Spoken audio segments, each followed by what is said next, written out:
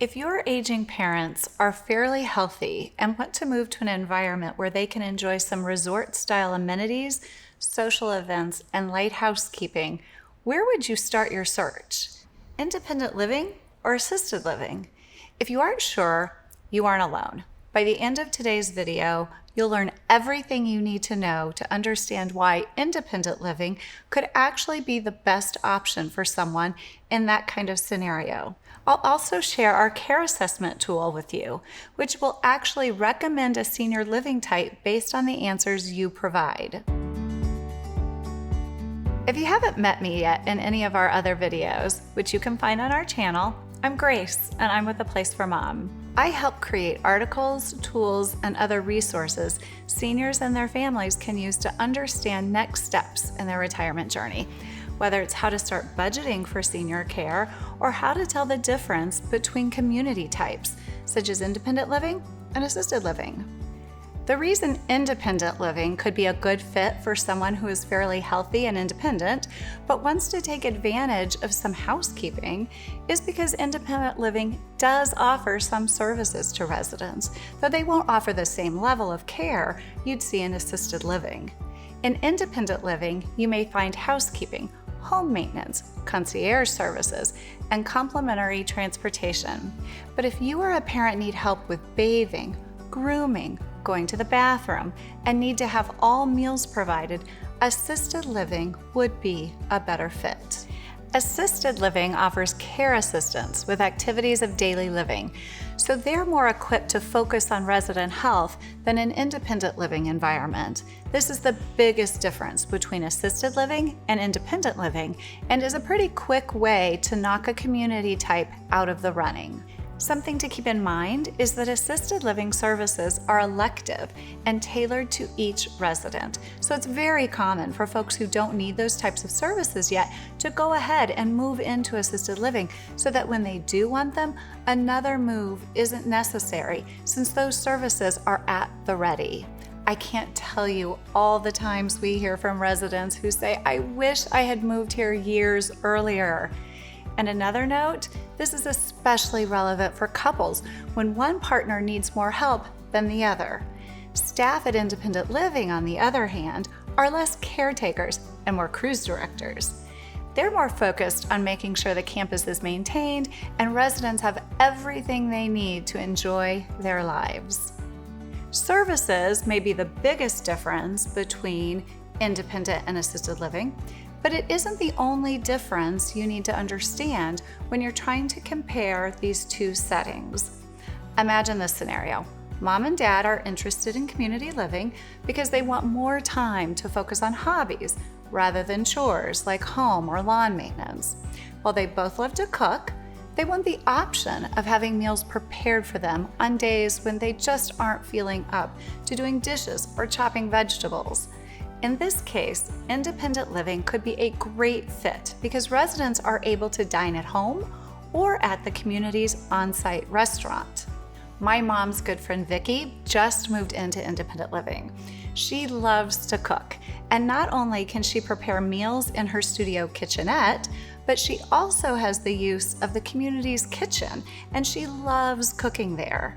And then, on days she doesn't want to cook at all, she enjoys restaurant-quality meals with her new friends. So that's another difference between independent and assisted living. Assisted living is required to provide 3 meals a day, plus snacks, and that cost is rolled into the monthly rent. Independent living still provides meals to residents, usually through one of their on-site restaurants or bistros, but you'll usually opt in for a dining plan to take advantage of that amenity. Pricing is another major difference between these two settings. Our 2024 Cost of Long-Term Care and Senior Living report shows that the median cost of independent living is $3,100 a month. That covers room and board in addition to community services and amenities. We actually have an entire video on independent living costs, so check that out if you want to understand pricing models and fees associated with independent living. The median cost of assisted living is $4,995 a month. That includes room and board, meals, scheduled activities, and often medication management services. If you or a loved one fall into that category of not needing care right now, but want to prevent future moves, keep in mind that many assisted living communities offer an a la carte pricing model, which can prevent you from being charged for services you won't be using for a while. Both independent and assisted living give residents an opportunity to make new friends, explore new hobbies, or rediscover old interests. However, there's a difference in how they approach resident engagement.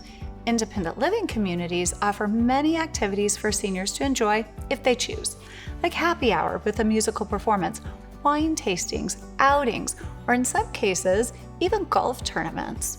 Assisted living also offers a robust calendar of activities and events, but these tend to be programmed by an activities director with a specific health purpose in mind, keeping residents engaged in daily living.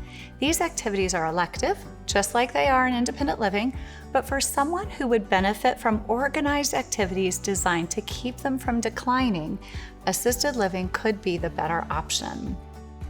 Okay, we're almost at the end of today's video. But before I talk about the last big difference between these two senior living options, please like this video and subscribe to our channel. And don't forget to check out the description for more information on the difference between independent and assisted living. You can also use our free care quiz, also linked in the description, to help you understand which senior living option would be the best fit for your specific situation. When it comes to the actual living spaces, independent living usually offers a bit more privacy and space. Every independent living campus is different. Some offer cottages or townhomes, while others offer apartments. Regardless of the actual home type, floor plans typically include a full kitchen, a living room, a patio, and at least one bedroom and bathroom. At assisted living, you actually find smaller floor plans of apartments or suites. These can be private or semi-private and usually include at least one bedroom and bathroom, in addition to a small living space and a kitchenette. Though there are some floor plans that include a full kitchen, similar to independent living. I think our article on this topic sums it up best. Assisted living is ideal for folks who need help with certain daily tasks and want a socially fulfilling lifestyle, while independent living is ideal for active older adults who want the lifestyle benefits of senior living without the need or the costs associated with the care provided in assisted living. I hope you found this video helpful. If you have any questions or want to share your own advice with other caregivers, drop those in the comments section. If you'd like to learn more about senior living options, we'll have some helpful content linked in the description. And for more advice on caregiving, senior care, and more, you can visit our website at aplaceformom.com. Thanks for watching.